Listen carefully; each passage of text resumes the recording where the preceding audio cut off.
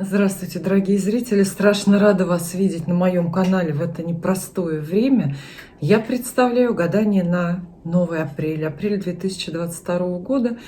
Прежде всего хочу вам пожелать этот апрель увидеть счастливым, добрым, прибыльным или хотя бы спокойным.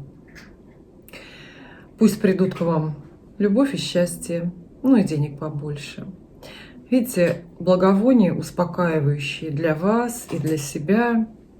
Зажгла, пережила только что сильнейший стресс. У меня кошки принесли в дом птицу, живую птицу. И ловили ее. Удалось птицу отбить. И она оказалась целая и благополучно улетела. Я ее выпустила. Но до сердечного приступа меня эта история все-таки довела. Да, впереди апрель. Апрель интересный месяц. Знаете чем? Тем, что 2 раза Луна родится. Целых 2 новолуния в одном календарном месяце. Это редко бывает. 1 и 30 апреля будет новолуние. Кстати, если кто-то, ну вдруг такие есть, если кто-то не видел мое видео, мою инструкцию по изготовлению универсального талисмана лапка, можете посмотреть на моем канале. Этот талисман делается как раз в новолуние. А в апреле 2 повода. 2 раза можно будет сделать. 2 лапки, например. Да, действительно редко это бывает. 2 раза родится новая луна. Причем второе новолуние, вот 30 апреля, придет к нам вместе с частным солнечным затмением. Ну, знаете, бывают иногда такие истории на небе, когда луна становится на одну ось с солнцем, частично закрывая оное или полностью от нас. Совсем ненадолго, но тем не менее вот эти затмения, так считается, что-то сильно влияют там, на планетарном уровне на жизнь людей, на жизнь каждого конкретного человека. В этот раз вот это солнечное затмение 30 апреля случится на оси Телец-Скорпион. А это у нас денежная ось в зодиаке. Это значит, что затмение как-то поменяет финансовые потоки, финансовую нашу жизнь. Наши доходы и расходы поменяет, хотя, казалось бы, куда уже сильнее. А у меня новые карты Таро оппозиции. Вот так они называются. Таро оппозиции. Карты интересны тем, что на них на картинках здесь изображено не только значение прямое, вот, например, положительное значение карты жрица, вот здесь нам попалось. Ну и с другой стороны, как бы оборотная сторона карты, значение карты в перевернутом положении. Таким образом мы можем действительно очень уверенно эти карты использовать и в прямых, и в перевернутых позициях. Сегодня, возможно, мы будем рассматривать карты с другой стороны. Настройтесь на лучшее, во-первых, да, настройтесь, во-первых, получить пророчество о судьбе. Позадавайте картам свои личные персональные вопросы о том, что интересно именно вам. Таким образом, это гадание перестанет быть общим и станет частным, личным, персональным для вас. И ответит именно на ваши вопросы. Подумайте о своей жизни, подумайте о любви, о деньгах, о работе, о доме, в конце концов. Кому что ближе. И мы начинаем.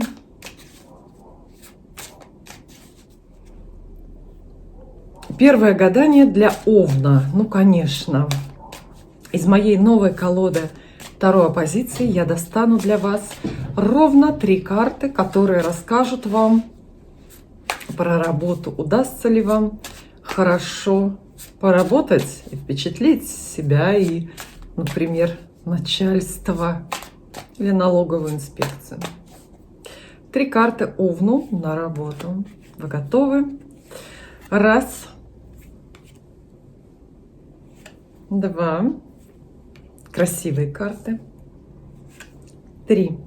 И видно, что очень качественные. Угу. В позиции работа. Овнам достается 10 кубков. Изобильная. 9 кубков. Счастливая.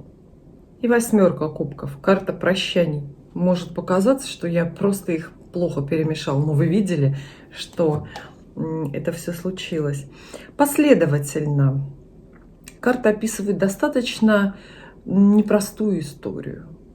Непростую. Во-первых, здесь не просто преобладает, а здесь все 3 карты одной масти. И это масть кубков. Кубки – это масть эмоциональная. Поэтому в основном, что вам придется делать на работе или в вашем бизнесе, вам придется чувствовать и переживать. Эмоций очень много вам тут достается. Эмоции – это такая водная стихия, это не совсем то, что подходит овнам, однако времена бывают разные. И вот смотрите, что получается. 10 кубков говорит об изобилии. Об изобилии тех самых радостных чувств, о коллективных успехах, о любви между людьми, между коллегами или, например, там, партнерами и заказчиками.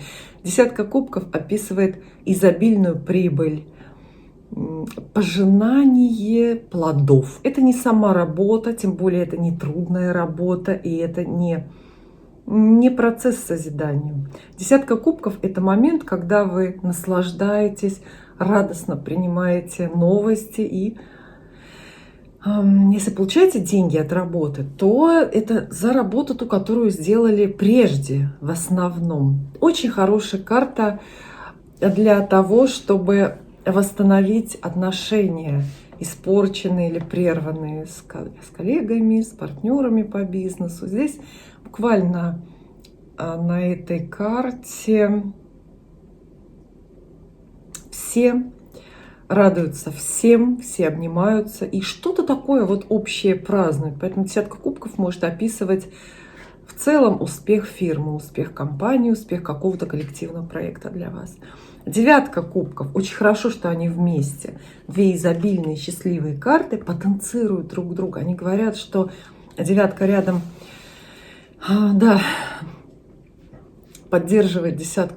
И вместе они говорят, что у вас на работе или в бизнесе будет, вот знаете, такой, апофеоз счастья, наисчастливейший момент. Тот момент, когда вы буквально вот сливки снимаете.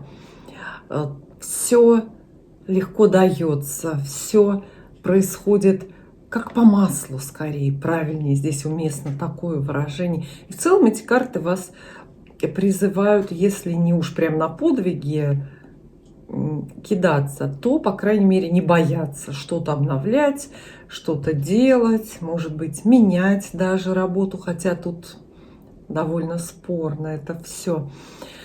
А вот дальше 8 кубков. 8 кубков карта грустных прощаний. Персонаж, герой, центральная фигура на этой карте всегда стоит спиной к зрителю. Это чтобы мы лучше понимали, что он не к нам движется, не вперед, а уходит. То есть мы спинку видим всегда. И уход откуда-то из ситуации, из какой-то рабочей, профессиональной вас тоже ждет. Мне кажется, что вот так вот с этими 3 картами может выглядеть очень благополучное завершение какого-то проекта, пусть даже это и большой проект, как деятельность фирмы, деятельность компании. С одной стороны, вы отказываетесь от планов насовсем, от каких-то прежних ваших профессиональных или бизнес-планов. А с другой стороны, вы это делаете спокойно, радостно и в очень-очень такой эмоционально комфортной обстановке.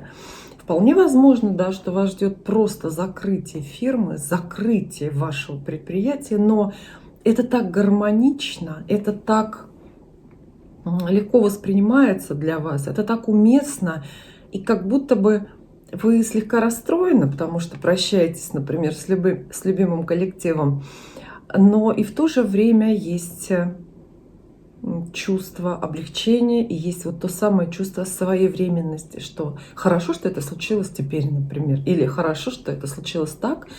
Хотя карта изобильной, возможно, это ваш уход с работы и большие выплаты по коллективному договору, например, или какие-то отступные от компании. Что выплачивают, когда там сокращение или что-то такое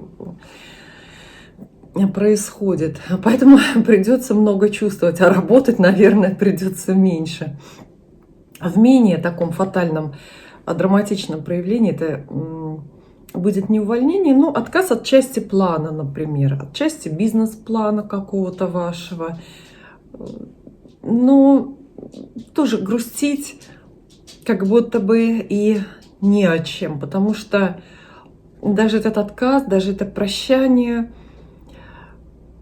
приносит более облегчение. И опять же, повторюсь, приходит очень-очень вовремя. Отдельный, конечно, вопрос, удастся ли найти в апреле новую работу. Вполне возможно, но карты очень нерациональные. Все на эмоциях, все на чувствах. Поэтому, может быть, и вы и найдете новую работу, и карты советуют искать новую работу. Но тогда руководствуйтесь исключительно интуицией, потому что логики и расчету в такой истории как бы нет места.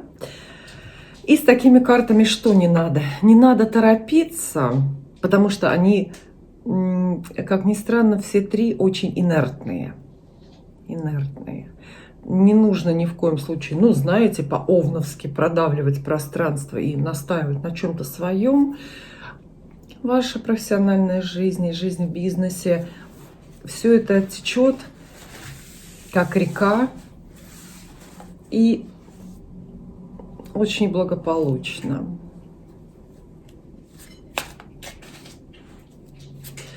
Следующий, мне кажется, вопрос напрашивается из первого, да? Если мы поговорили про работу, то дальше уместно вспомнить деньги. Деньги. Да? Очень интересно эти карты рассматривать именно с обратной стороны. Если вы заметили,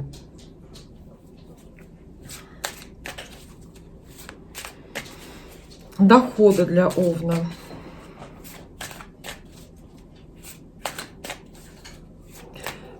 У нас группа поддержки, естественно, как всегда. Но давайте с оборотной стороны, раз уж я об этом заговорила, пусть ружье выстрелит, да? Вот, например, 8 кубков, видите, я вам в прямой позиции, она вот такая. Человек уходит, стоит к нам спиной, печально, да? А вот перевернутая карта имеет более оптимистичный, позитивный смысл. Человек уже разворачивается к нам, и мы видим, что он уходит из тьмы, уходит из-под дождя, пересекает некую мистическую границу между плохим и хорошим. Поэтому это отказ от планов, но это отказ от плохого плана, который все равно не мог состояться. Может быть, даже это какой-то ваш план вот устроиться на новую работу. И пусть это не получается, но чем раньше вы откажетесь, тем лучше. Потому что выйдете на какую-то светлую, на какую-то правильную дорогу. Понимаете, да? То есть карта как будто бы отрицает сожаление для вас, говорит, не жалейте. Тут на других картах тоже хорошие картиночки, но это, об этом, наверное, в другой раз. Мы же будем еще встречаться с этой колодой. Но теперь, безусловно, деньги для Овна. Раз. Два. Три.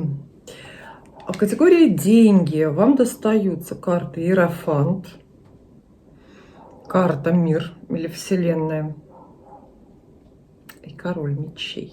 Перемен не избежать, похоже, что в деньгах, но мы уже говорили об этом, затронули вот это вот солнечное затмение конца апреля.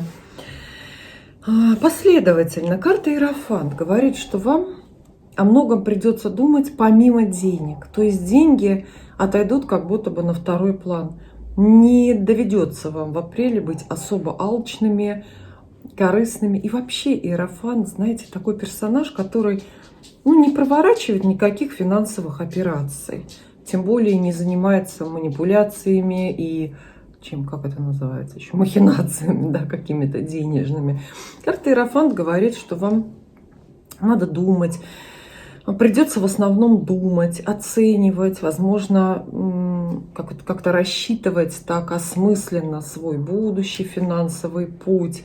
Карта тоже очень инертная, она не торопит и просит вас не торопиться. Она говорит, что тише едешь, дальше будешь. Она отговаривает вас от каких-то внезапных порывистых сделок, типа что-то купить большое или продать. А дальше карта «Мир». И с одной стороны, да, в прямой позиции она обозначает гармонию. Карта «Мир» действительно обозначает гармонию. Она говорит, что ход событий поменять нельзя. Карта эта очень фатальная. Нравится вам или не нравится вот происходящее с вашими деньгами, все это коррекции вашей совершенно не поддается. Карта практически исключает какой-либо выбор для вас, кстати, как Иерофант. То есть только на волю Рока вы можете полагаться во всех вот этих историях. Тоже карта не советует торопиться и вообще не советует прикасаться, знаете, к судьбе. Очень полезно все финансовые свои дела просто пустить на самотек. И тоже философски, так знаете, сидя на берегу реки, просто наблюдать, как это все происходит. И карта «Мир» — это последняя пронумерованная карта в старших арканах. Она, конечно, обещает вот какое-то завершение какого-то круга, какой-то такой вот какого-то жизненного цикла. Понимаете, да? То есть, вот, например, история ваших заработков, ваша зарплата или прибыли от определенного бизнеса. Все это состоялось достаточно гармонично, достигло своего апогея, все это как-то вас обогатило. А теперь вполне возможно, что заканчивается, схлопывается, но тоже вместе карты дают смысл очень оптимистично. Они говорят, что так тому и быть. Так тому и быть, безусловно. Карты сами по себе не денежные. Они очень отдаленное отношение имеют к деньгам. Поэтому мы здесь не оцениваем суммы. Вы же слышите, я не говорю мало денег или много денег. Найдете или потеряете. Для вас как будто бы это все становится неважно. И, конечно, два старших аркана вместе советуют очень-очень много думать. Пока не предпринимать никаких действий, но как-то масштабно, сверху, как будто бы глазом постороннего наблюдателя рассматривать свой кошелек, свое финансовое будущее, правильно ли вы дороги свои какие-то денежные выбрали, и так далее. Вот. Могут быть эти карты очень застойными, могут описывать прям очень-очень застойную в деньгах историю. Тут тоже, пусть оно так и будет. Неожиданно появляется король мечей. А вот он, мне кажется, здесь возвещает зарю новой жизни. То есть здесь мы сказали, что с картой «Мир» что-то у вас заканчивается, какие-то надежды и планы, денежные или заработки. Может быть, наоборот, расходы и траты заканчиваются, что более радует, да? А вот король мечей неожиданно, вот это уже новости, вот это уже идея, это уже пробиваются какие-то новые планы, может быть, ваши. А также карта эта фигурная. Король мечей описывает человека очень властного, с которым, по крайней мере, в любом случае нельзя спорить. Это такой образ начальника. Иногда это в буквальном смысле начальник, может быть, тот самый начальник, по решению которого закрывается ваша компания, закрывается ваша ферма. Вот он мечом махнул, рубанул, и все, ничего ни от чего не осталось. Это может быть и какой-то проверяющий орган государственный, вмешательство вообще просто извне. В общем, какое-то грубое, вероломное прикосновение извне к вашему кошельку, к вашим финансам. А советует ли карта быть осторожными? Да. Подстрахуйтесь. Это не обман, вряд ли это какие-то мошеннические операции, нет. Здесь скорее более что-то такое, с чем нельзя спорить. Сейчас мы ни с чем не можем спорить, это все меняется просто потому, что какие-то государственные структуры, наши и не наши, все решают. Вот. Да, перемены, да, окончание прежних надежд, планов. Ничто не останется как есть. Ну-ка, какой он? Король мечей, вот мы можем здесь рассмотреть. Вот прямой он, в общем-то, он безобидно довольно выглядит, да, но он же может переворачиваться. А здесь он сам опечален и грустно-грустно смотрит на плоды трудов своих и говорит: что же я наделал с вами? Берегитесь начальства, сказала бы я вам. Ну, отчасти, да, наверное, так. Следующая тема будет у нас, безусловно, оптимистичной. Это «Я так хочу». Естественно, настраиваю вас тоже этого хотеть. Апрель очень романтичный месяц, максимально, может быть, наконец-то станет тепло, потому что у нас вот здесь, вот, например, в Варне аномально холодный март, аномально холодный. Никогда такого не было. И даже первый снег у нас выпал в марте, именно 1 марта выпал первый снег. Есть роскошная песня, бессмертная, вообще шедевр, Булата Акуджавы про апрель. Я дежурю по апрелю. Помните ее? Такая квинтэссенция романтизма. Послушайте, если не слышали. Ну, чтобы настроиться на весенний апрельский лад. А, кстати, еще из хороших новостей апреля. Вспоминаем, что у нас в конце апреля, 24 числа, Пасха. То есть заканчивается Великий пост.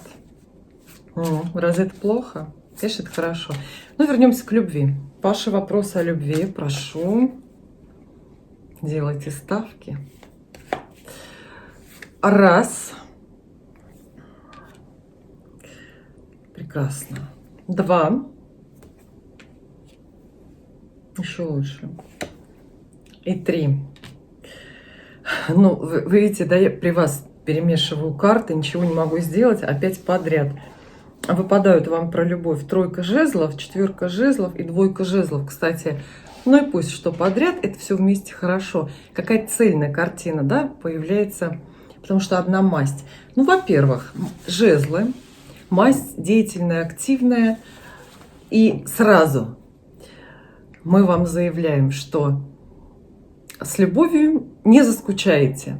То есть все закрутится и будет много-много всего известий, событий, разговоров. Кроме того, жезлы это еще, и вот рассмотрите хорошо картинку, жезлы это еще и масть страсти, страстная. И карты в таком наборе, конечно, описывают, ну, страсть, которую вам предстоит пережить, предаться страстям. И карты советуют вам даже: предавайтесь страстям. Когда еще будет такое подходящее время, чтобы этим заниматься? Но непосредственно 3 жезлов очень хорошая карта для продолжения всего и вся. Продолжение всего и вся – это про любовь, продолжение отношений, продолжение романа, продолжение брака. После какой-то застойной ситуации, когда кто-то думал и отказывался или сбегал отношений, общения, тут все закрутилось, все становится очень таким активным и явным. То есть 3 жезлов, ждите, например, возвращения любви какого-то любимого человека, с которым вы прежде расстались. Прекрасная карта. Новые горизонты она всегда открывает. 4 жезлов и подавно счастливая, очень хорошая. Ее всегда такой веселенькой изображают в любой колоде. Видите, 4 жезлов – это карта свадеб, во-первых. Она говорит, что многим овнам предстоит свадьбу сыграть или о свадьбе договориться. И еще 4 жезлов обещает возможность встретить очень, 100 раз можно это слово сказать, очень подходящего человека. Поэтому, если вы одиноки, то в апреле рассчитывайте на вот такую встречу, легкую, веселую, когда все знают, чего ждут друг от друга, и когда все вокруг, снаружи, и ангелы, и люди, какие-то третьи лица, все за. 4 жезлов описывает отношения, которым никто и ничто не препятствует. Когда все рады, это выгодную партию находят, знаете, выгодную партию. То есть, что такое, как понять, что вы нашли выгодную партию? Только один маркер есть, что, как это понять. Этому рады ваши родители. Все. Больше никак вы это сами никак не оцените, потому что затуманены мозги абсолютно. Вот если родители рады вашему партнеру, которого вы вот за ручку привели познакомиться, это выгодно для вас. Не рады, значит, не выгодно. Вот. Поэтому это жизнеутверждающие такие очень-очень веселые новости, возможности. Вообще 4 жезлов — карта праздника. Вполне возможно, что даже вас карты отправляют куда-то в праздничные места, но знаете, такие, куда люди нарядными приходят, вот как я сейчас. Вот. Нарядными приходят, чтобы, как раз себя показать и, может, устроить личную жизнь. Если есть такие места сейчас, да? А 2 жезлов, вот как вы думаете, давайте погадаем, поугадываем. Всегда с новыми колодами это интересно. Какой смысл вложил художник в эту картиночку? Вот видите, здесь какой-то мальчик карабкается. Что он хочет сказать или что он сделает? Достигает куда-то, лезет на какую-то вершину, да? Долезет он, обязательно долезет, потому что 3 же, вот она, видите? Это тот же мальчик, только вылез и переоделся уже, видите, в каком хорошем месте оказался. 2 жезлов вам здесь рекомендует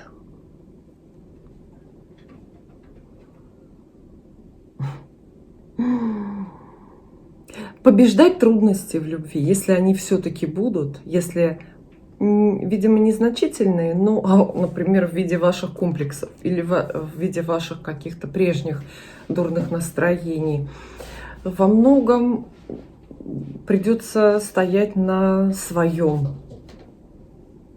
Это карта стараний, усилий и тоже каких-то больших раздумий. Вроде бы 2 жезлов не считается хорошей для любви, но вот в окружении таких карт она более говорит о том, что все как бы на своих местах. Вот мы опять оцениваем и подходящесть вашей истории, подходящесть знакомства, подходящесть партнера какого-то для вас. А карты в меньшей степени про чувства, поэтому если вы вдруг овен с какой-то водной Венерой, да, может же быть такое, что у вас Солнце, например, в Овне, а Венера в каком-то водном знаке, и вы романтичны до бесконечности. Тут я вам скажу, нет, это не чувственные карты. То есть это не свидание под луной, и это не, может быть, не разговоры даже о чувствах, и не признание. Это более такие деятельные ситуации, подвижные. Веселая дорога, совместный поход в гости, совместный поход по магазинам, например. Страсть и большой взаимный интерес, по-моему, это очень хорошо. И теперь семья, домашние дела. Что вас ждет дома в отношениях с родственниками по месту жительства, по месту прописки желательно. 1, 3, 2. Я вам рассказала про птичку, да, вы понимаете? 3. Очень крупные карты. 3 старших аркана. Важная тема. Дом, родственники, недвижимость. Максимально важная тема. Вам выпадает здесь карта башня. Карта звезда. И карта дьявол. Ох, это прям вот так какое-то грозное такое предупреждение. Башня говорит о переменах противоестественных и совершенно внезапных переменах, которые касаются вот вашей семьи, места жительства, той же самой вашей семьи. Это может быть переезд, причем далекий, что сейчас очень для многих актуально. Завершение определенного цикла, завершение вот этапа жизни, который связан у вас с определенным домом или с определенной семьей. Если вы молодой человек, то башня для вас — это отъезд из родительского дома, когда вы уезжаете куда-то на вольные хлеба, там учиться или работать. Вот. Но карта башни не зря же считается такой дурной в колоде Таро. Она описывает перемены, которые вне вашего плана и как будто бы вам не по душе приходят. Вот. Ее назначение только в том, чтобы вас предупредить: не пытайтесь эту башню поддерживать и как-то склеивать обломки, бегите, выносите все, что успеете, и бегите. Если что-то меняется, все.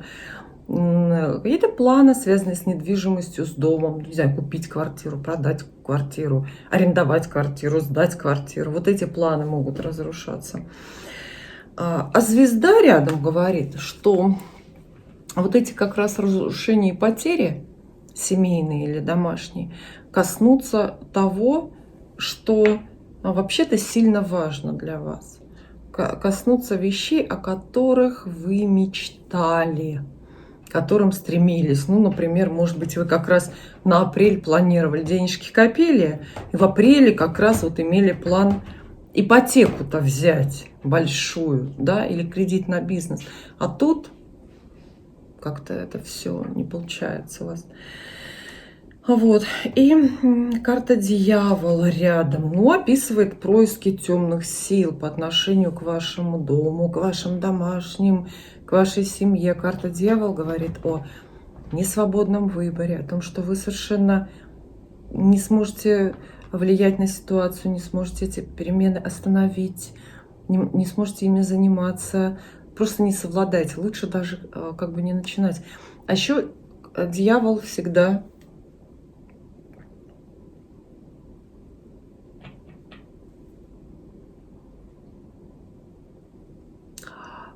искушает.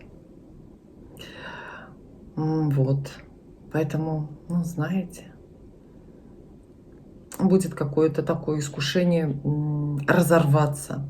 Ложный выбор. Покажется, что вам приходится что-то глобальное выбирать. Но рядом карты говорят, что нет. Все Вселенная выберет сама для вас. А еще дьявол, он для всех разный. Вот, кстати, правильно здесь на карте изображено. Посмотрите. Ева здесь изображена в райском саду, да, и дьявол в виде какой-то райской птички к ней прилетел. Но она еще не знает, что Адам в это же время явно уже в момент изгнания из рая. И дьявол здесь в своем натуральном обличии. Тут его ни с кем не перепутать. Избегайте соблазнов, связанных с домом, вот с недвижимостью. Избегайте соблазнов, следуйте добродетельным, каким-то честным путем во всех этих историях. Потому что соблазны будут. Будет вас как-то дьявол дергать за косичку куда-то и что-то лишнее предлагать. Спасибо, что посмотрели это гадание. Пишите вопросы и комментарии. Увидимся.